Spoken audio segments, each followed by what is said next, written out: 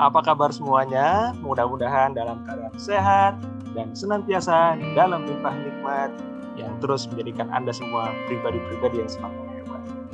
Kali ini saya akan menyampaikan tips dalam kita melakukan presentasi yang saya singkat ke dalam 3P. P yang pertama adalah preparation atau persiapan. Kita tahu setiap hal yang melakukan persiapan dengan yang tidak melakukan persiapan itu akan berbeda output atau hasilnya. Begitupun dengan kita melakukan sebuah presentasi.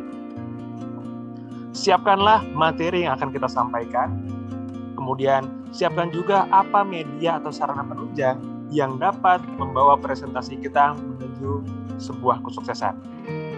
Dan yang berikutnya, persiapkan juga diri kita, bagaimana cara kita menyiapkan presentasi yang memang sudah ditentukan. Yang kedua adalah practice atau latihan. Kita bisa menggunakan dua cara. Cara yang pertama adalah, yuk kita siapkan alokasi waktu khusus untuk berlatih membawakan sebuah presentasi sebelum kita menyampaikan presentasi yang sebenarnya. Atau bisa juga yang kedua, kita jadikan setiap momen kita melakukan presentasi itu juga momen pembelajaran, momen latihan. Yang artinya, yuk kita ukur apa yang sudah baik dan apa yang masih perlu ditingkatkan. Sehingga ketika nanti kita masuk kepada presentasi berikutnya, sudah ada perubahan ke arah positif atau perubahan yang lebih baik dalam kita membawakan sebuah presentasi.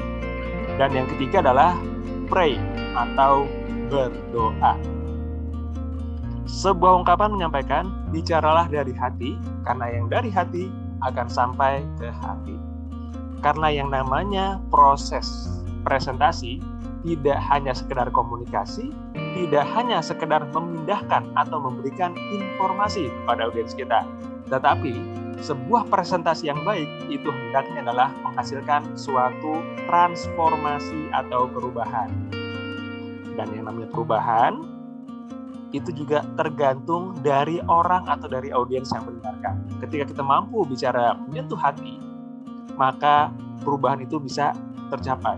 Orang-orang bisa tergugah. Orang-orang yang tadinya tidak tahu, jadi tahu. Orang-orang yang tadinya tidak mau, menjadi mau.